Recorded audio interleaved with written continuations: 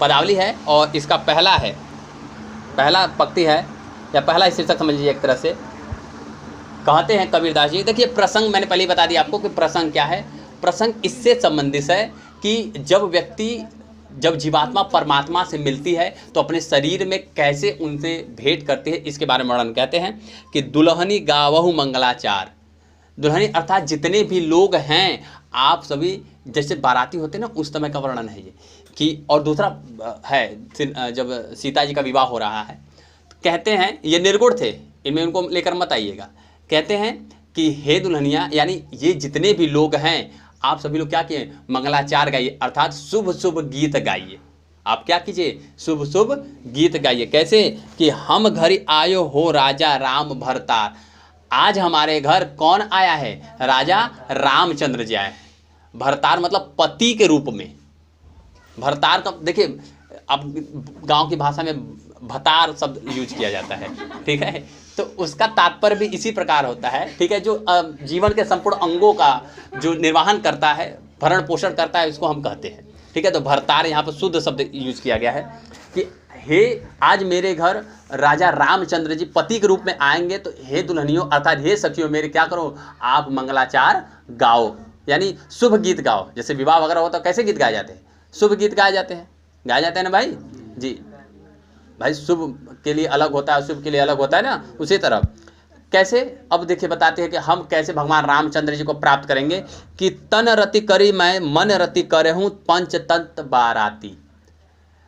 तन रति करियो, रति मतलब कर्ण, मैं अपने तन को रति करूँ यानी धूमिल कर दूंगी। मन रति करियो, मन को भी रति कर दूंगी, उसमें संलग्न कर दूंगी। कैसे, और करहूँ पंच तत्व बाराती। पंच तत्व को मैं क्या मानूंगी, बाराती मानूंगी। देखिए किस प्रकार मिलन होना समझिएगा। पंच तत्व का तात्पर्य किससे है, शरीर से है।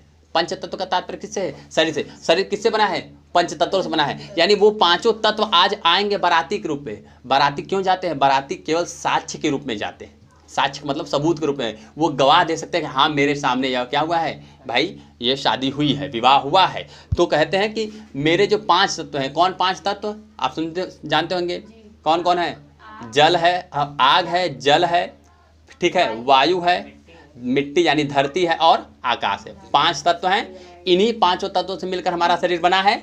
तो वही पांचों तत्व को कहते हैं कि आज ये पांचों तत्व मेरे क्या हैं, बाराती है। इन्हीं के सामने मैं अपने तन और मन को क्या करूंगी, रति करूंगी, यानी धूल के कण में क्या करूंगी, मिला दूंगी। और फिर कहते हैं कि रामदेव मोरे पाहुने आयो मैं जोबन मैं माती। ध्यान समझिए इस लाइन को, रामदेव मोरे पाहुने। पाहुने का मतलब होता है अतिथि के रूप में, मेहमान के रूप में।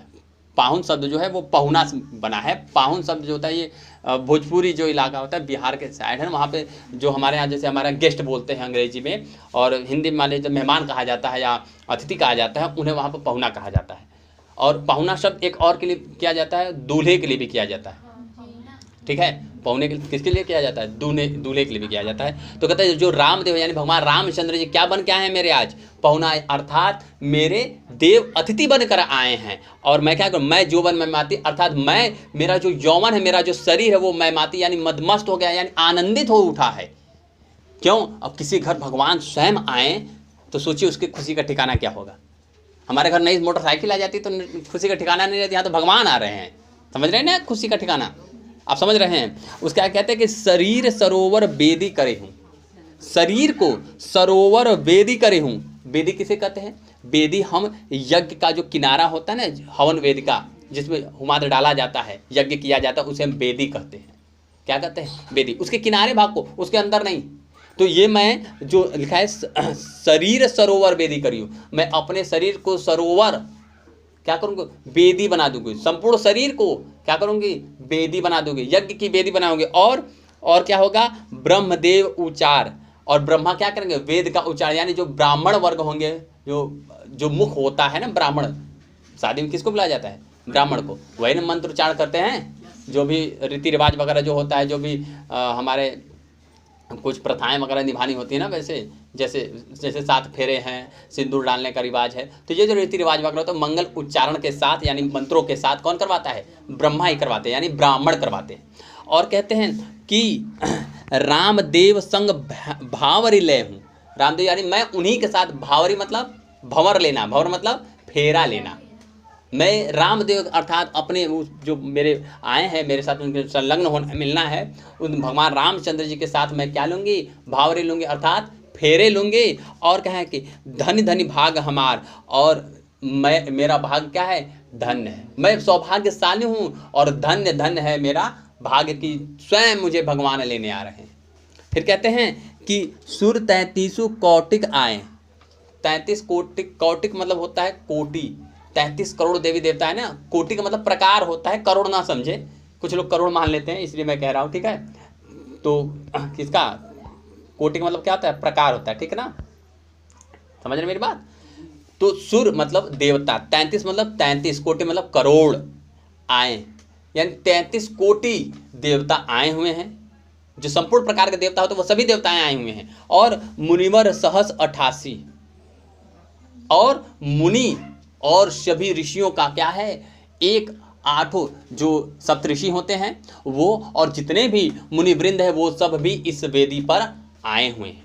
कहते कहे कबीर हम है ब्याही चले, पुरुष एक अविनाशी। कबीरदास जी कहते कि आज मेरा ब्याह, मेरा लग्न एक ऐसे पुरुष के साथ ब्याही चले, हमको ब्याहने कौन चला है, लेकर चले हैं कौन, पुरुष एक अविनाशी। एक ऐसा पुरुष हमारे साथ विवाह किया है जो क्या है, अविनाशी है, जिसका नाश, अर्थात भगवान से कहते हैं, भगवान को। अब यहाँ पर समझिए कबीरदास जी किसकी बात कर रहे थे, भगवान की बात कर रहे थे, परमात्मा की बात कर रहे थे, जिनका विनाश नहीं हो सकता, वो अविनाशी है, हमें उनके साथ ही अपना लग्न करना है। क्या कोई व्यक्ति ऐसा है जो सशरीर उनसे भेंट कर सकता है भगवान से? हर व्यक्ति को उस शमशान घाट से, कब्रिस्तान या जो भी बोला जाए वहां से गुजर के, यानी इस शरीर को हमें यहीं पर छोड़कर जाना है। ये जो 5 तत्वों का जो शरीर हमें यहीं पर छोड़ के जाना है, यही पूरा प्रकरण बताते हैं कि मुझे कौन, यानी हमारे सब परमात्मा है, हमें उन्हीं से मिलना है अंत में, हम केवल भटके हुए हैं। आई बात समझे भाई? बोलिए। पदावली का दूसरा पद्यांश है और इसमें कबीरदास जी लिखते हैं, कहते हैं कि बहुत दिनन था मैं प्रीतम पाए, भाग बड़े घरी बैठे आए, मंगलाचार माही मन राखे, राम रसायन रसना चासे। कहते हैं इसमें जब जीवात्मा परमात्मा से मिलती है, प्रेम प्रसंग करती है, तब कैसे होता है उसी का वर्णन कहते हैं कि कैसे हमें मिलेंगे भगवान। कहते हैं कि बहुत दिनन था मैं प्रीतम पाए, हे सखी बहुत दिनों के बाद मैं अपने प्रीतम को, प्रेयसी को, प्रेमी को पा गई। जीवात्मा की बात कर रहे हैं, हमारे शरीर के अंदर जो आत्मा है हम उसकी बात कर रहे हैं कि हमें हमारा प्रेमी कौन है, परमात्मा है, हम उन्हीं से प्रेम करते हैं। आज भी आप किसी ऐसे मुसीबत में पड़ते हैं तो एक अंदर से जो आवाज़ आती है, निकलती है, हे प्रभु, तो ये वही परमात्मा है, उन्हीं के अंश से हम मिश्रण। तो कहते हैं कि बहुत दिन, यानी बहुत दिनों से मैं परेशान थी, लेकिन मैं अब क्या, प्रीतम को पा गई। कैसे पा गई? भाग बड़े घर बैठे आए। मैं इतने भाग्यशाली हूं मैं कि मैं बहुत भाग्यशाली हूं कि मैं घर बैठे और वो मेरे घर आ गए। जबकि किसी को प्राप्त करना होता है तो हमें घर से बाहर निकलना होता है, लेकिन घर बैठे ही आ गए। किसके आधार पर? भक्ति के आधार पर, प्रेम के आधार पर। इतनी भक्ति हमने की कि वो मेरे घर बैठे ही क्या हुए, आ गए। फिर कहते हैं मंगलाचार माही मन राखी। मंगलाचार मतलब मंगल आचार, अच्छे आचरण मैंने अपने अंदर, माही मन राखी, मैंने मन के अंदर रखा, यानी अच्छे कर्म रखे। अच्छे क्या किए? कर्म रखे। लगातार कई जन्मों तक मैंने क्या किया? लगातार कई जन्मों तक मैंने अच्छे कर्म किए, भक्ति की, तब मैंने क्या किया? तब मैंने इनको प्राप्त किया। और कैसा? राम रसायन रसना चाहते, तब मैंने ये राम रूपी रस का क्या किया? पान किया। अर्थात बहुत दिनों से मैं लगातार जन्मों से साधना कर रही थी, प्रेम कर रही थी और भक्ति कर रही थी, तब कई जन्मों की अटूट साधना करनी पड़ी। इसके बाद तब जाकर परमात्मा को मिलने का मुझे क्या हुआ? सौभाग्य प्राप्त हुआ है। और मैं उन्हें घर बैठे ही प्राप्त की। क्यों? क्योंकि मैं बहुत दिनों से, इस जन्म से नहीं, कई जन्मों से मैं ऐसे ही क्या कर रही थी? भक्ति कर रही थी। ठीक। फिर कहते हैं, और ये जो भक्ति रसना चासी का मतलब क्या होता है? मैंने इस जिह्वा से उनके राम राम राम का बार बार उच्चारण किया, तब यह सुख मुझे प्राप्त हुआ। कहते हैं कि और उनसे, देखिए एक अर्थ इसका ये भी होगा, मंगलाचार माही मन राखी का मतलब ये भी हो सकता है कि मैंने अपने मन में बहुत सुंदर सुंदर आचरण और विचार उनके प्रति रखे, उनकी भक्ति की मन से भी, केवल जिह्वा से नहीं, मन से भी हमेशा मन में किसको बना के रखा, केवल उनके बारे में यानी परमात्मा के बारे में बना के रखा। ठीक। फिर कहते हैं कि मंदिर माहि भई उजियारा, ले सुति अपना पीव प्यारा। मंदिर माहि भया उजियारा, माहि मतलब मेरे अंदर ही, मेरे अंदर मेरा जो शरीर रूपी मंदिर है ना, इस मंदिर में क्या हो गया, अब उजियारा हो गया यानी उजाला हो गया। पहले इसमें अंधकार था। कैसा अंधकार था? अज्ञान का अंधकार था, संसार के भौतिकता का अंधकार था। लेकिन अब वो क्या हो गया, अंधकार मिट गया, मेरे शरीर के अंदर क्या हो गया, उजियारा हो गया। अब मैं क्या हो गया, ले सुति अपना पीव प्यारा। पीव प्यारा मतलब प्रियतम प्यारा। अब मैं इस मंदिर में अपने भगवान को लेकर, अपने प्रियतम को लेकर आराम से शयन कर सकती हूँ, सो सकती हूँ, रह सकती हूँ। जब भगवान मिल गए तो हम क्या कर सकते हैं, इसमें आराम से सकते हैं। फिर कहते हैं, बात समझ में आ रही है, समस्या नहीं है ना। यानी मेरे शरीर रूपी जो था वो इस मंदिर में अब उजियारा हो गया। कैसा उजियारा? ज्ञान का उजियारा हो गया। सुख समृद्धि शांति हो गई। अब मुझे किसी चीज की इच्छा नहीं, अब मैं इत्मीनान से अपने परमात्मा के साथ इसमें सो सकती हूँ, रह सकती। ठीक। फिर कहते हैं कि मैं रनि राशि जे निधि पाई, हम ही कहाँ यहूँ तुम ही बढ़ाई। मैं रनि राशि मतलब मैं क्या हूँ, रनि राशि का मतलब होता है रानी के जैसे। रनि राशि का मतलब होता है, रनि राशि का मतलब होता है रत्नों का खजाना। रनि राशि का मतलब रत्नों का खजाना। यानी मैंने क्या किया, मैं रनि राशि जे निधि पाई, मैंने रत्नों का खजाना, निधि मतलब खजाना पाया है। सभी प्रकार के रत्न है ये। परमात्मा जो मिले हैं मुझे वो क्या है, सभी प्रकार के रत्न। इसके बाद मुझे किसी कीमती चीज की आवश्यकता नहीं है। क्यों? क्योंकि ये रनि राशि है। रनि राशि मतलब सभी रत्नों के खजाना है, हर प्रकार के रत्न है इसमें। और फिर कहती है उसके आगे कि हम ही कहाँ यहूँ तुम ही बढ़ाई। फिर कहते हैं कि यह हमारी योग्यता नहीं है, यह उनकी बढ़ाई है। हम ही कहाँ, हम कुछ भी नहीं है, तुच्छ हैं। यह तो उनकी बढ़ाई है जो उन्होंने मुझे क्या किया, अपना लिया, मुझे अपने दर्शन दिए। यानी उनमें यह योग्यता नहीं कि हमारे अंदर ये योग्यता नहीं कि हम परमात्मा को प्राप्त कर सकें, लेकिन यह उनकी खुद की महानता और उदारता है कि वो स्वयं ही मेरे पास चले आए। लिखा था ना, घर बैठे आए, यानी स्वयं वो अपने से आए मेरे पास। मेरी योग्यता इतनी नहीं थी कि मैं उन्हें प्राप्त कर सकूं, लेकिन उनकी खुद बड़ाई है। यानी इतने दयालु हैं परमात्मा कि वह स्वयं ही आपको क्या करेंगे, अपना लेंगे। फिर अंतिम पंक्ति में कहते हैं कि कहे कबीर मैं कछु न कीन्हा, सखी सुहाग राम मोहिदीना। कबीरदास जी कहते हैं कि मैं कछु न कीन्हा, मैंने कुछ भी नहीं किया, मैंने कुछ भी नहीं किया। और सखी सुहाग राम, सुहाग मतलब सौभाग्य। कबीरदास जी कहते हैं कि वो जो सौभाग्य मुझे प्राप्त हुआ है ना, इसके लिए मैंने कुछ भी नहीं किया, कोई अलग से कुछ नहीं किया, बल्कि यह स्वयं भगवान का है। यानी भगवान की उदारता है कि वो भगवान की कृपा मेरे ऊपर हुई और मुझे परमात्मा प्राप्त हो गए। आई बात समझ में? यानी मैंने यह जो सौभाग्य प्राप्त किया है, यह मेरी नहीं है बढ़ाई, ये स्वयं उनकी महानता है, उनकी करुणा है, उनकी उदारता है। भगवान ने मेरे ऊपर करुणा दिखाया और मुझे प्राप्त हुए। ठीक है भाई। देखिए दूसरा है पदावली का, संतो भाई आए ज्ञान की आंधी रे। देखिए अब इसमें कबीरदास जी है ना, वो ज्ञान प्राप्ति होने पर जो अंदर बदलाव आते हैं मनुष्य के अंदर, वास्तविक बदलाव, ओरिजिनल बदलाव, सच्चे वाले, जब आपके अंदर वास्तव में ज्ञान प्राप्त हो जाएगा आपको, तो आपके अंदर जो बदलाव आएंगे उन बदलावों के बारे में इसमें वर्णन किया है। कहते हैं कि संतो भाई आए ज्ञान की आंधी रे। कहते हैं कि हे संत, यानी जितने भी साधु सन्यासी, उन सबको बताते हैं, सभी मनुष्य को बताते हैं कि क्या आएगी, ज्ञान की आंधी आएगी। किसकी आंधी आ गई?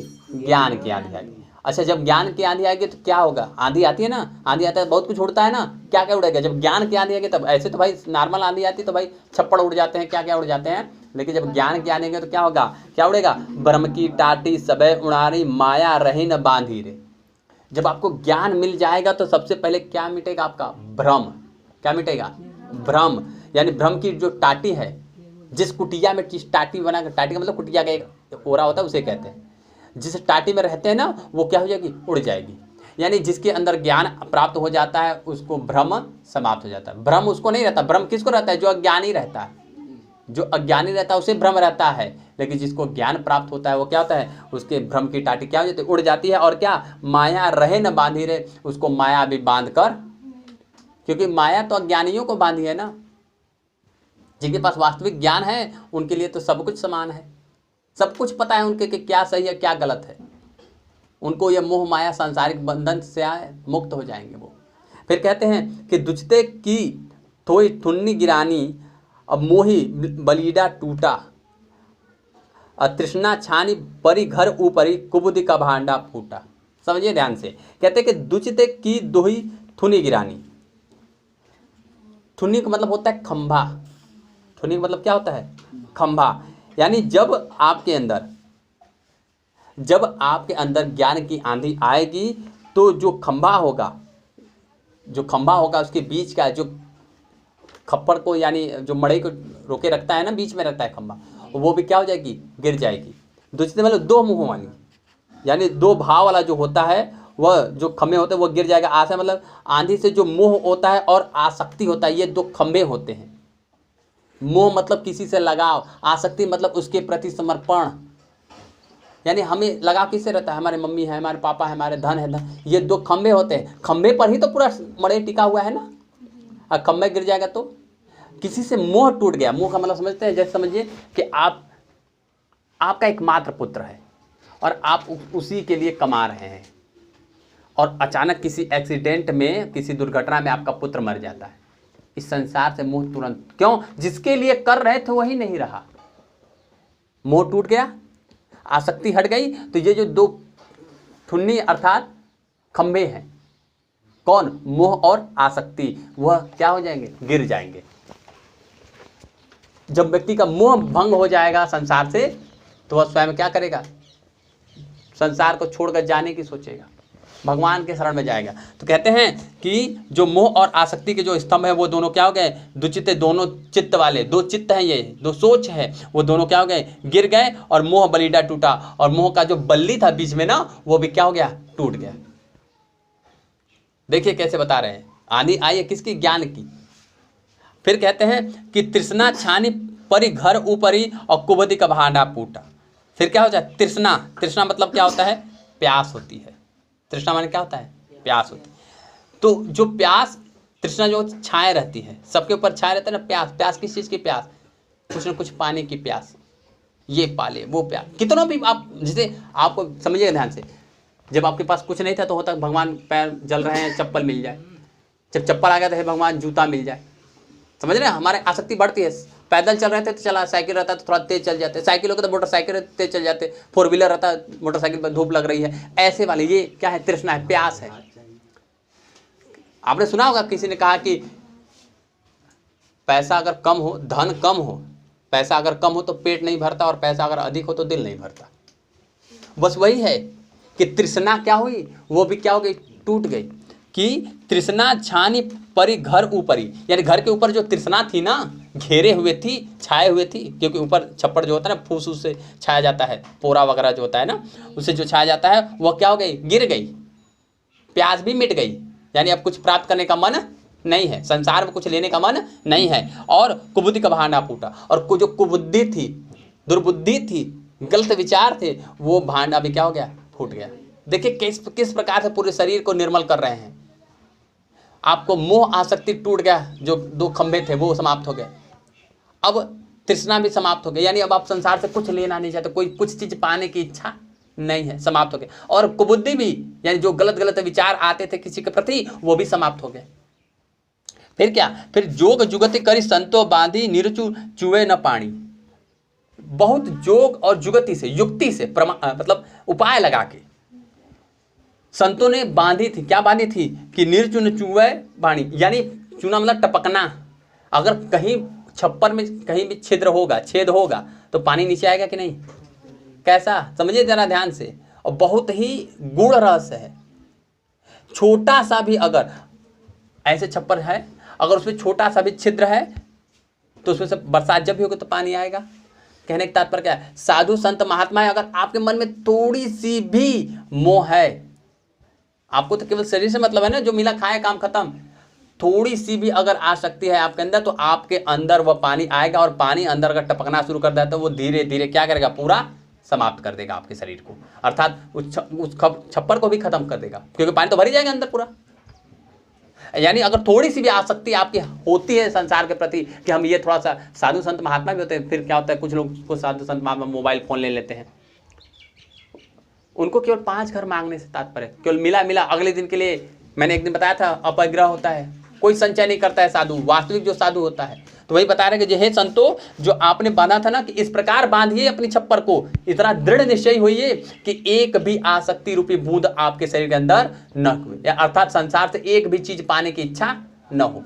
क्योंकि अगर छप्पर से एक भी बूंद पानी टपका तो छप्पर क्या हो जाएगा, खराब हो जाएगा। ये शरीर रूपी छप्पर जो आसक्ति बनाई ना कि छप्पर से आप भगवान को प्राप्त करेंगे, वो समाप्त हो जाएगा। फिर कहते हैं कि जो युक्तियां हैं उनके बारे में देखिए, बताते हैं, कहते हैं साधु संतों में जो योग की युक्तियां होती है, सद्वृत्तियां के सहायक होती है, वो शरीर रूपी छप्पर का मोह माया रूपी रस्सी से युक्ति रूपी बांधा रहता है, ताकि उसमें तनिक भी पानी न रिसे। यानी योग करके, प्राणायाम करके, ध्यान करके, आसन करके अपने शरीर को वो इस प्रकार बनाते हैं कि एक भी आसक्ति उनके शरीर के अंदर न आए, अर्थात भगवान से क्या हो, साक्षात्कार हो। फिर कहते हैं कि कूट कपट काया निष्कस्या हरि की गति सब जानी। भगवान की गति कब जानेंगे, जब आपके शरीर में कूड़ कपट काया क्या निकस्या, शरीर से निकस्या मतलब निकलेगी, जब आपके शरीर से क्या निकलेगी, कूड़ा निकलेगा, कपट छल निकलेगा, काया आपके शरीर रूप से जब ये छल और जो विभिन्न प्रकार के गंदगी आपने भर रखी है, किसी के प्रति दुश्मनी का भाव रखा है, किसी से ईर्ष्या कर रखा है, किसी को मारने की बना रखी है, किसी का अहित चाहा है, कभी चोरी किया है, कभी हत्या किया, ये सारे जो कचरे भर रखे हैं, ये सब जब आपके शरीर से बाहर निकलेंगे, संतों को समझा रहे हैं कि अगर आपको प्राप्त करना है तो तब निकलेंगे, तब क्या होगा, तब हरि की गति जबर जानी, तभी आप जानेंगे। यानी जब आप जान जाएंगे भगवान की गति ना, तो आपको समझ में आ जाएगा कि जब तक ये कुछ हमारे अंदर रहेगा तब तक हम कुछ प्राप्त नहीं कर पाएंगे। जैसे छोटे बच्चे होते हैं, हाथ भरा रहता है, सोचते हैं कि इस हाथ में भरा है तो सोचते हैं इसी हाथ में दूसरा भी ले लेंगे, और जब हाथ भरा हुआ है तो कहाँ से आएगा, यानी आपके हृदय में पहले ही सब कुछ विराजमान है, तो भगवान कैसे आएंगे उसमें, है कि नहीं। कपट वगैरह इत्यादि बहुत सारी चीजें की हैं, तो कहाँ से भगवान आएंगे। फिर कहते हैं कि आंधी पीछे जो जल बूटा प्रेम हरि जन भीगा। बहुत सुंदर, जब जब आंधी आती है उसके तुरंत बाद क्या होता है, पानी बरसता है कि नहीं। तो जब ये सब चीजें, जब ये सब ये जो छप्पर आपने बना कर रखा था, वो जब सब उड़ गया, भ्रम का छप्पर था, लोभ का था, आसक्ति का था, मोह का था, तृष्णा का था, जब ये सब टूट गया तो अब पानी बरसेगा तो आपको आएगा कि नहीं। क्योंकि ये जो तृष्णा थी, ये जो मोह था, वही तो रोक रहा था ऊपर से पानी आने के लिए आपके शरीर पर। जब ये हट गया तो भगवान का डायरेक्ट जो कृपा रूपी पानी है वह स्वतः ही आपके शरीर पर क्या होगा, आएगा। और जब भगवान की कृपा आपके ऊपर पड़ेगी और शरीर पर एक बार पड़ा जल, तो जल शरीर के जल पड़ेगा तो आप स्नान करेंगे, और स्नान करेंगे तो सारा मल क्या हो जाएगा, धुल जाएगा। और आप स्नान करने के बाद लोग क्या हो जाते हैं, शुद्ध हो जाते हैं। फिर आपका मन तन वचन कर्म सब क्या हो जाएगा, शुद्ध हो जाएगा भगवान की कृपा के बाद। और फिर कहते हैं कि कहे कबीर भान के प्रकटे उदित भया तमसीना। भान का मतलब होता है सूरज है यहाँ पर, ठीक है। यानी जब सूर्य, जब कहे कबीरदास जी कहते हैं कि जब ज्ञान रूपी सूर्य प्रकट होता है, उदित होता है, तमसीना, तम मतलब अंधकार, सीना मतलब नष्ट हो जाता है। जब भगवान सूर्य यानी सूर्योदय होगा तो ऑटोमेटिक अंधकार क्या हो जाता है, मिट जाता है। कभी कभी तो ऐसा होता है, देखा है ना, कभी ऐसा हो कि सूर्योदय हुआ हो और अंधकार हो, ऐसा होगा कभी नहीं होगा। तो वही समझाते हुए कहते हैं कि अगर भगवान जब आपके पास ज्ञान की कृपा होगी, ज्ञान रूपी प्रकाश आएगा तो आपके शरीर का अंधकार मिट जाएगा। यानी जब ज्ञान रूपी सूर्य उदय होंगे तो क्या होगा, अज्ञानता रूपी अंधकार नष्ट हो जाएगा। ठीक है भाई।